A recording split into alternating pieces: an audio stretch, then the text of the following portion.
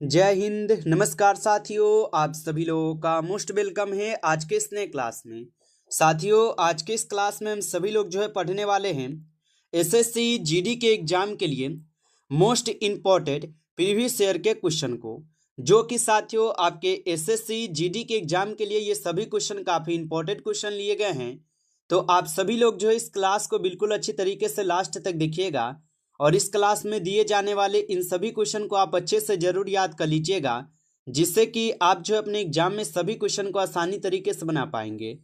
तो चलिए साथियों, क्लास को स्टार्ट करते हैं। उनसे पहले यदि आप इस चैनल पे पहली बार जुड़ रहे हैं तो साथियों आप इस चैनल को सब्सक्राइब कर लीजिए और सब्सक्राइब करके आप ऑल नोटिफिकेशन को भी ऑल पे दबा लीजिएगा, जिससे कि जब भी कोई नई क्लास हो सबसे पहले क्लास का नोटिफिकेशन आपके पास पहुंच सके। तो आप इस चैनल को सब्सक्राइब कर लीजिए, साथ ही साथ आप साथियों इस क्लास को भी लाइक जरूर कर लीजिएगा। तो चलिए क्लास को स्टार्ट करते हैं और देखिएगा साथियों क्वेश्चन क्या दिया गया है। साथियों क्वेश्चन दिया गया है कि इनमें से किसे शाहजहां ने शाह बुलंद इकबाल की पदवी दी थी। बताएंगे साथियों, ये सभी क्वेश्चन आपको काफ़ी इंपॉर्टेंट और सिलेक्टेड क्वेश्चन करवा रहे हैं, जो कि साथियों आपके पेपर में 100% साथियों यहाँ से आपको क्वेश्चन सीधे सीधे आपके एग्जाम में देखने को मिलेंगे। और लगाइएगा आंसर क्या होगा कि इनमें से किसे शाहजहां ने शाह बुलंद इकबाल की पदवी दी थी। तो यहाँ पे इस क्वेश्चन का आप सही जवाब ऑप्शन ए कीजिएगा, दारा सिकोह को। ऑप्शन ए लगा रहे हैं आप, तो सही जवाब है दारा सिकोह हो जाएगा, याद रखिएगा। अगला क्वेश्चन आता है कि बक्सर का जो युद्ध है ये किस वर्ष हुआ था। चलिए बताएंगे साथियों कि बक्सर का युद्ध ये किस वर्ष हुआ था। तो याद रखिएगा साथियों, बक्सर का युद्ध होता है आपके 1764 में। ऑप्शन सी लगा रहे हैं, तो सही जवाब है 1764 में हुए थे, याद रखिएगा। चलिए अगला प्रश्न यहाँ पे आता है आपका कि जलियांवाला बाग हत्याकांड के लिए कौन सा यहाँ पे साथियों जनरल उत्तरदायी था। चलिए बताइएगा कि जलियांवाला बाग हत्याकांड के लिए कौन सा जनरल उत्तरदायी था। तो याद रखिएगा साथियों, जनरल माउंटबेटन हो जाएंगे। यहाँ पर ऑप्शन बी सही जवाब है, जनरल माउंटबेटन होगा। आगे देखिएगा साथियों, क्वेश्चन दिया गया है कि गांधी इरविन समझौते पर हस्ताक्षर हुए थे।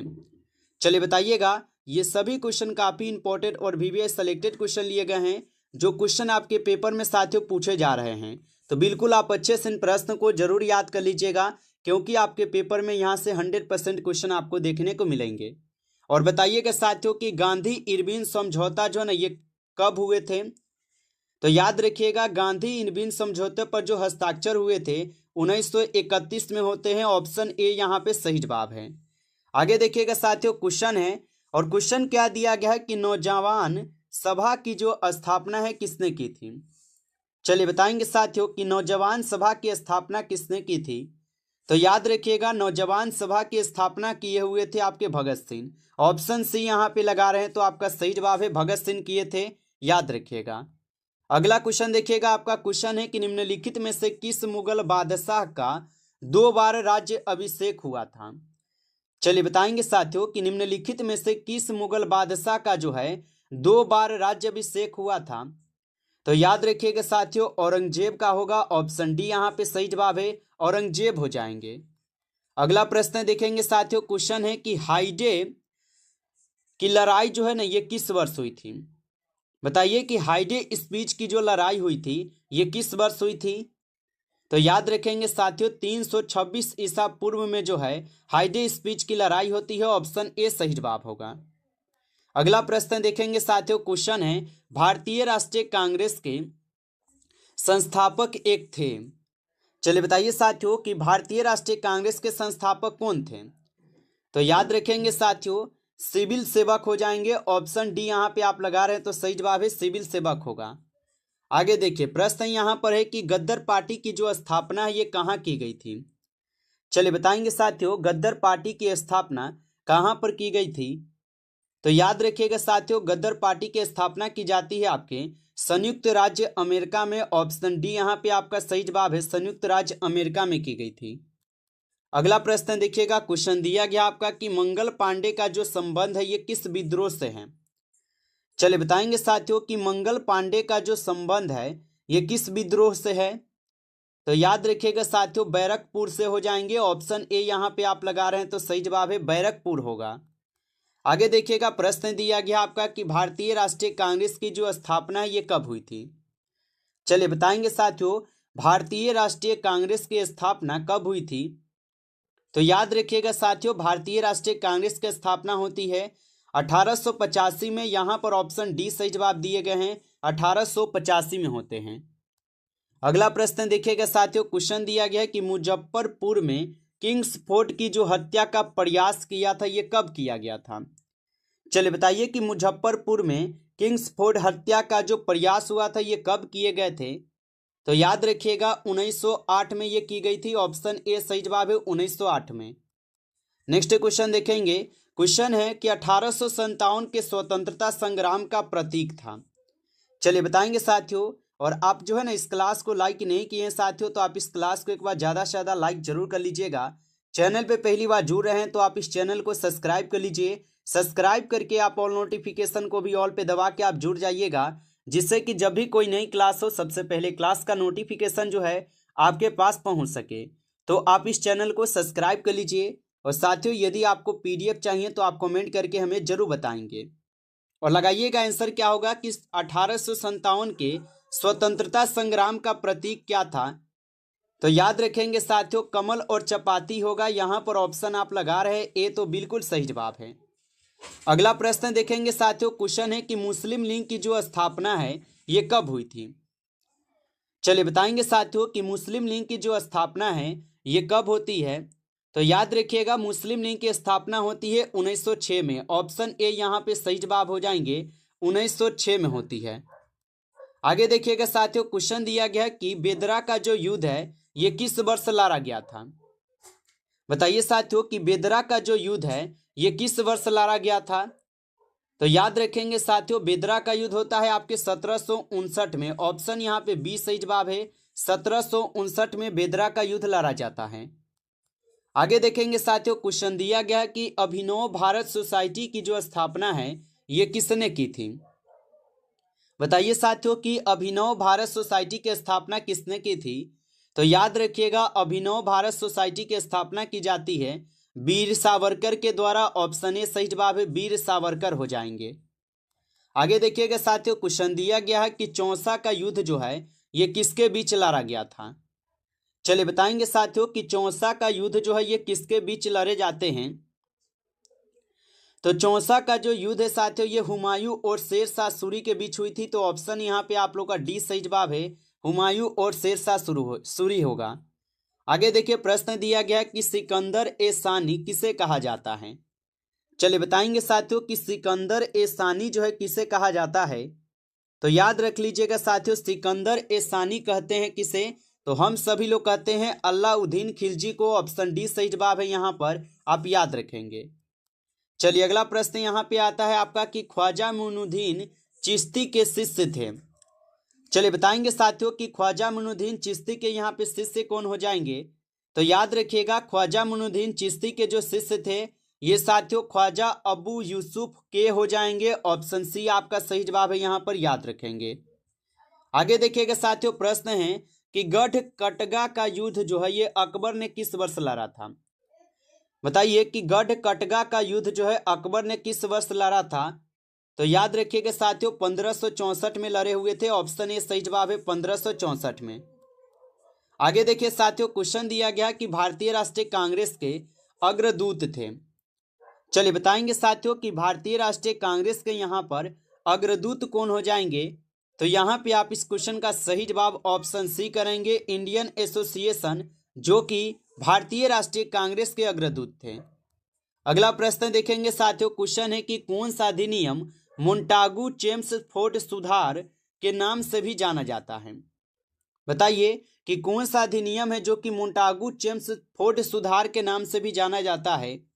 तो याद रखेंगे साथियों भारत सरकार अधिनियम 1919 हो जाएंगे। ऑप्शन बी आपका सही जवाब है, याद रखिएगा। अगला प्रश्न आता है साथियों यहाँ पे कि स्वराज पार्टी की स्थापना किसने की थी। चलिए बताएंगे साथियों कि स्वराज पार्टी की जो स्थापना है ये किसने की थी। तो याद रखिएगा साथियों स्वराज पार्टी की स्थापना किए हुए थे आपके मोतीलाल नेहरू और चितरंजन दास। ऑप्शन सी यहाँ पर आपका सही जवाब है, मोतीलाल नेहरू और चितरंजन दास हो जाएंगे। आगे देखिए, प्रश्न दिया गया आपका कि भारतीय राष्ट्रीय कांग्रेस के प्रथम सत्र में कितने प्रतिनिधियों ने भाग लिया था। चलिए बताएंगे साथियों कि भारतीय राष्ट्रीय कांग्रेस के प्रथम सत्र में कितने प्रतिनिधियों ने भाग लिया था। तो याद रखिएगा साथियों, यहाँ पे इस क्वेश्चन का आपका सही जवाब ऑप्शन बी होगा, 72 प्रतिनिधियों ने भाग लिया था। ऑप्शन बी सही जवाब है। आगे देखेंगे, प्रश्न दिया गया कि मोहम्मद बिन कासिम ने किस वर्ष जो है भारत पर प्रथम बार आक्रमण किया था। चलिए बताइए साथियों कि मोहम्मद बिन कासिम ने किस वर्ष भारत पर प्रथम बार आक्रमण किए थे।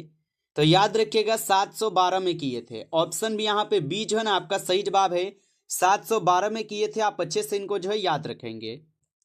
चलिए अगला प्रश्न देखिएगा साथियों, क्वेश्चन दिया गया है, निम्नलिखित में से किस अधिवेशन में कांग्रेस का विभाजन हुआ था।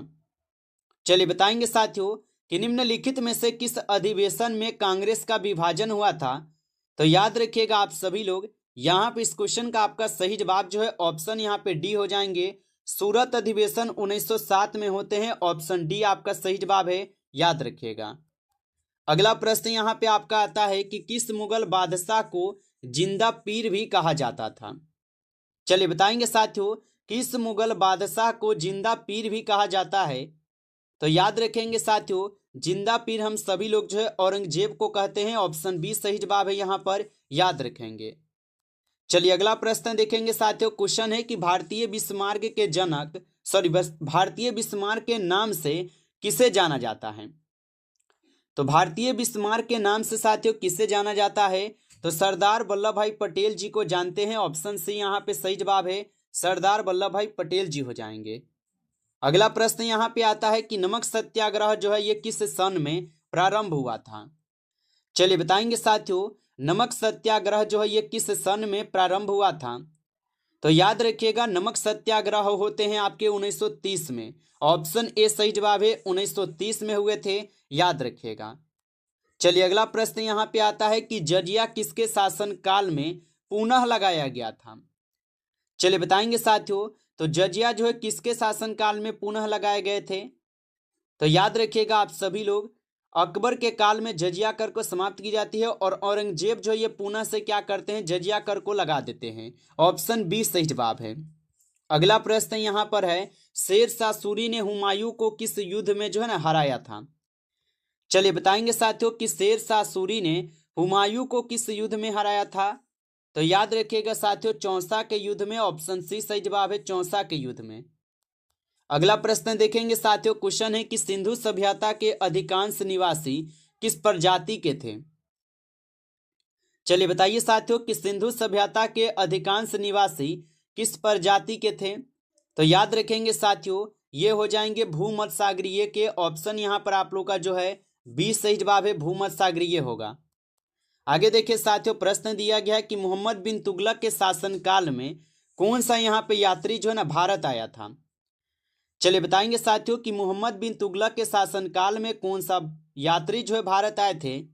तो याद रख लीजिएगा साथियों, इब्न बतूता, जो कि मोहम्मद बिन तुगलक के शासनकाल में भारत आए थे। ऑप्शन बी सही जवाब होगा। अगला प्रश्न देखेंगे, किस युद्ध में इब्राहिम लोदी युद्ध के मैदान में मारा गया था। चलिए बताएंगे साथियों कि किस युद्ध में इब्राहिम लोदी युद्ध के मैदान में मारा गया था। तो याद रख लीजिएगा साथियों, पानीपत का जो पहला युद्ध हुआ था 1526 में, जिसमें क्या है तो इब्राहिम लोदी मारा जाता है। ऑप्शन यहाँ पर आप लोग का जो है डी सही जवाब है, याद रखिएगा। नमस्कार साथियों, इस क्लास में टॉप 35 क्वेश्चन थे जो कि आपके स्पेशल एसएससी जीडी के एग्जाम के लिए सभी क्वेश्चन काफी इंपॉर्टेंट क्वेश्चन थे। साथियों यदि आपको क्लास अच्छा लगा हो तो आप जो इस क्लास को साथियों एक बार लाइक आप जरूर कर लीजिएगा। चैनल पे पहली बार जुड़े हैं तो आप इस चैनल को सब्सक्राइब करके आप ऑल नोटिफिकेशन को भी ऑल पे दबा लीजिएगा, जिससे कि जब भी कोई नई क्लास हो सबसे पहले क्लास का नोटिफिकेशन आपके पास पहुंच सके। तो आप इस चैनल को सब्सक्राइब कर लीजिए। और साथियों यदि आपको पीडीएफ चाहिए तो आप कमेंट करके जरूर बताइएगा। चलिए फिर मिलते हैं आपसे एक नेक्स्ट टॉपिक के साथ नेक्स्ट क्लास में। तब तक के लिए जय हिंद, जय भारत।